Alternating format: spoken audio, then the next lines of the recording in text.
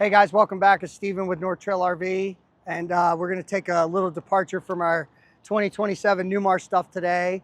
And I want to show you this 2026 25RW Wayfarer. And there have been some, I guess you could call them mid-model year changes. So a few things have changed in Wayfarer moving forward into 27 that this 26 has. So this is our first one. We have two of them actually that showed up in two different colors. This one's in sea mist. So I want to talk about some of the new things, some of the design changes inside, some of the new things outside. For those of you that are looking at a Wayfarer and you may not have known that these are options or these things occurred. So let's start at the outside. This one is done in sea mist body paint. Not a new paint job. I think this one's been around for a couple years, but it's very pretty if you like blacks and grays and silvers. This particular one, and from what I'm told, all Wayfarers moving forward are going to be built on a 4500 chassis, which is a good thing. It's been a talking point for a lot of people amongst Mercedes-built motorhomes for years. And essentially, to you, the end user, what it's going to do for you is give you more carrying capacity. So heavier the frame, the more it can carry.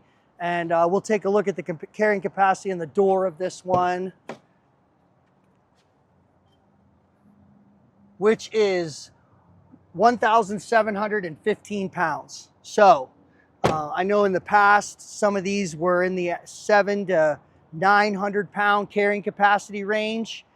And by the time you put yourselves and your pets and your kids and your gear in it, you're right there. So this is picking up 700 to 900 pounds of carrying capacity, depending on the options on it, which is huge. So for those of you that are wanting to take longer trips, go out west, need to pack more stuff, tow a heavier trailer, all the extra chassis GVWR is helping you accomplish those things. So good things only. Wayfarer still has aluminum wheels standard. So they're still using real Alcoa brand aluminum wheels. And then we still have our big triple arm Girard integrated arm awning. That's been around for a few years now and essentially shades the whole side of the motorhome from the entry door to the rear cap. Still got outside television, so you got an LG TV mounted out here.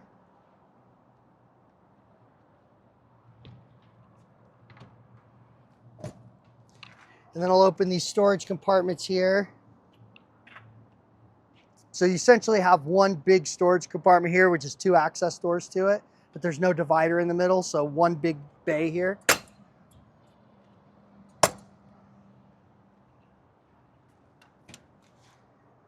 And then this one, you have a full-size door. Half of it is taken up. This is your hydraulic reservoir and pump to your hydraulic leveling system, which I have down right now. That comes on Wayfarer. So you have automatic leveling, and you can also manually control it, self-level if you like.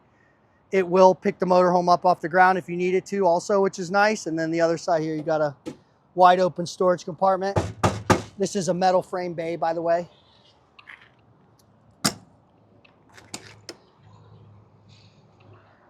This last one holds our fresh water tank, so no storage in the last one here.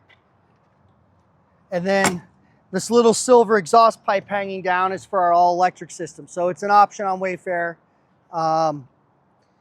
Basically, it turns your water heat and your motorhome, your furnace, if you will, are now powered by diesel fuel. So it is a miniature version of what would be used in a bus. So there is no need for LP on this motorhome. When we get around to the other side, I'll show you something that's new and why you don't need LP anymore. Back here in the back, we still got a 5,000 pound hitch. Wayfarer actually does a decent job at towing. If you need to tow a small car, we got folks that tow all kinds of stuff with these. Anywhere from a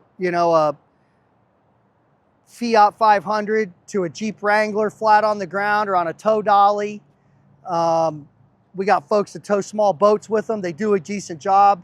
And I think the 4500 chassis and giving you more carrying capacity will help accommodate more tongue weight if you're towing a trailer. So more carrying capacity, the tongue weight is accounted in part of the carrying capacity. So the higher your carrying capacity, you have the flexibility to have a little more tongue weight on here. And our last bay over here is our black tank, so there's not much storage here. This is a sewer hose holder that they give you down below. And then all the Wayfarers are still coming with the 30 amp smart plug here.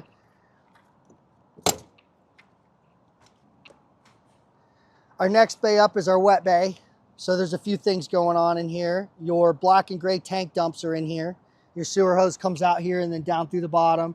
This is the hose for outdoor shower, which hooks up right here. Your water pump's in here and your whole house water filter's in here. City water hookup is in here, and then satellite and cable hookups. You have a water pump switch out here also and a nice LED light inside. The water system in this, whether you are winterizing, sanitizing, using city water, dry camping, or filling your tank, is controlled through a system of valves here, a manifold system. And the instructions are on the outside, and by sequencing these valves in a different direction, you accomplish one of these 5 things. So they made it really, really simple. I've got the big slide in here because it's so large and it comes out so far, it's hard to duck in these storage compartments. But when we go inside, we'll give you guys a shot of what it looks like with the slide closed. We have a lot of people ask, why don't you show the motorhomes with the slide closed? We can start doing that. And I'll walk through it so you can see how much room we've got inside. Our next bay up here is open. And our next bay after that is open, except on this side, there's a divider here. So you have one small and one large.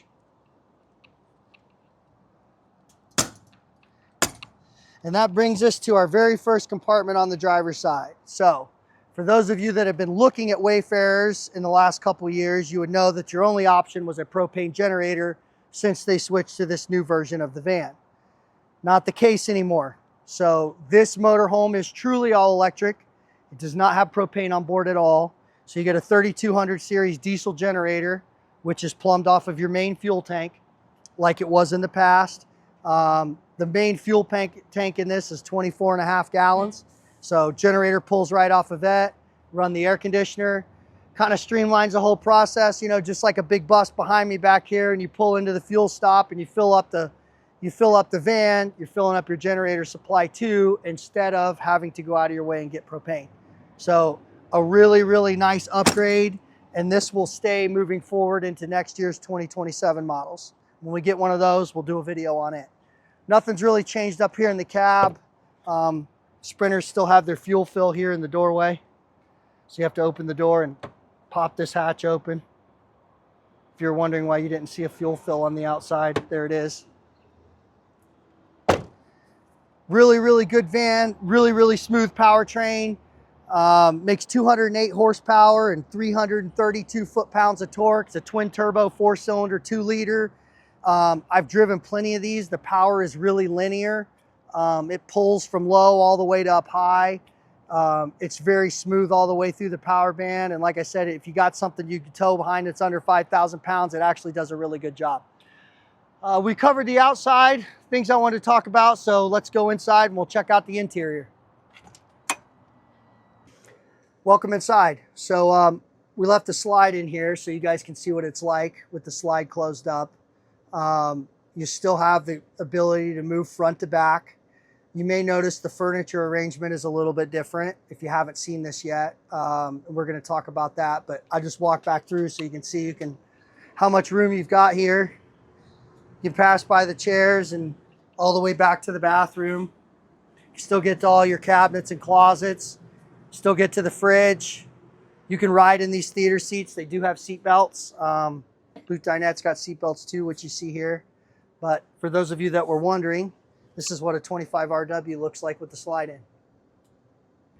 All right, so here we are with the slides open. You've probably noticed, if you've been looking at Wayfarers, there's a change up here. So for those of the people that were always torn between theater seats and a dinette, now you get both. So the sofa, that is where the theater seats currently are, is gone.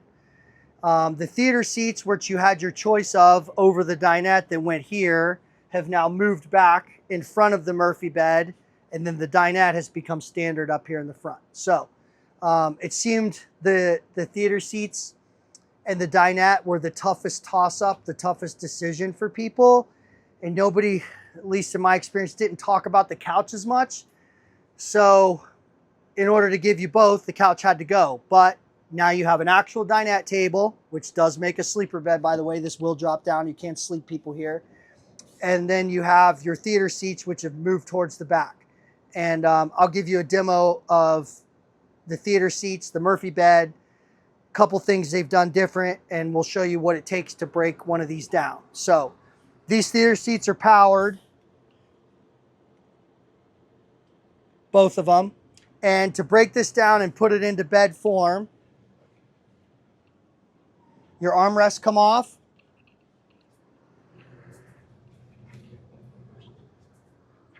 Your center cushion comes off.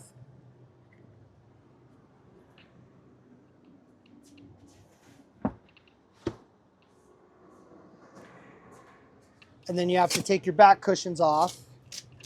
And those are Velcroed.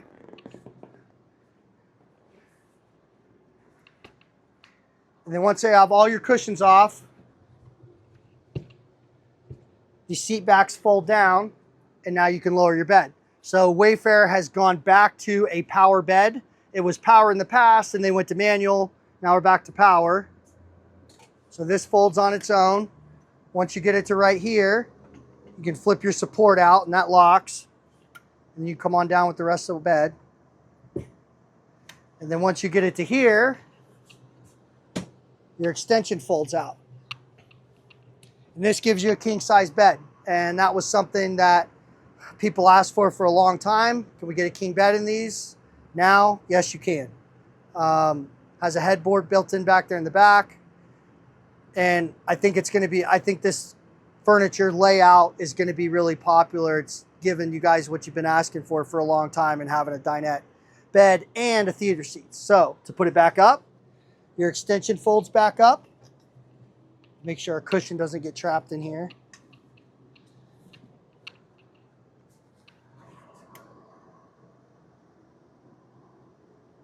You come back up with the bed. And once you get it to right here, you can fold this down, and that locks. And the bed goes the rest of the way back. And these have wood feet on the bottom, and just put them right in the slots, and that's it. So pretty easy breakdown. Just got to move your cushions out of the way, and you got to power bed up and down, but it's pretty simple. I did it for the first time, and it's really easy to do, I would imagine, on a day-to-day basis, breaking your bed up and down. Couple more things up here. We'll talk about the galley for a second. So your day-night shades are now kind of integrated into the window. So you have day shade on the bottom, night shade on top. You can do either or none, which is pretty cool. You don't have any shades flapping anymore, which is nice. This has a one-piece round sink. Does have a pull-out sprayer. And then you have a one-burner induction cooktop. Remember, we are all electric. We don't have propane in here anymore. So one-burner cooktop. You have two 110 plugs and two USBs there. Does have a convection microwave. And then I'll open up the galley drawers here, so you can see how much storage you've got.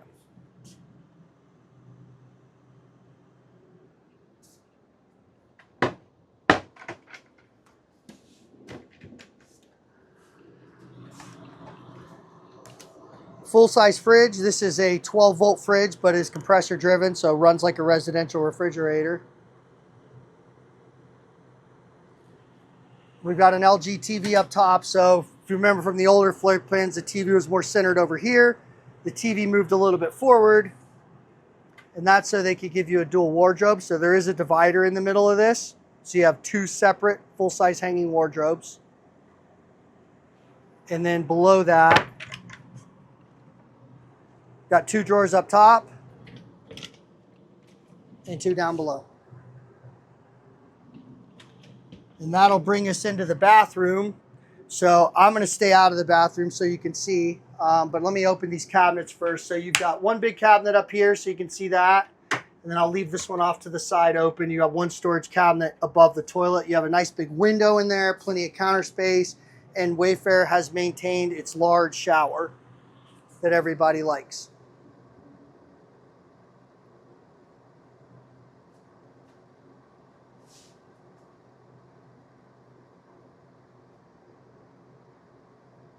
So I also want to show you guys the overhead bed. Tiffin has made a move, I believe, last year or the year before. So they, in the name of aerodynamics and looks and aesthetics, kind of reformed their overhead cap up here. So it made for a smaller bed space, but I want to show you still can sleep one person up here, or a lot of people will take these cushions off and leave this piece down, and you can still use this as storage. So whether you got somebody to sleep up here or not, you still have a useful space. And then this lifts up. So if you want to transition from the cab up to the front, you can do that. They still have a pedestal table that mounts right here. Both front chairs turn around. They do have booster cushions on them, so you can use this as living space if you're parked somewhere for a while. It's still nice to be able to do that and pick up 2 extra chairs. Thank you guys for watching. I hope you enjoyed the video. If you have any questions about this Wayfarer, any of the other Wayfarers we have quite a few in stock. 2 RWs, 2 PWs, and a handful of LW Wayfarers. I believe we have special pricing on all of them on our website as well. If you got any questions about this one or any of them, don't hesitate to reach out to me. You can text me or call me anytime. This is Steven with North Trail RV. I'll see you guys in the next video.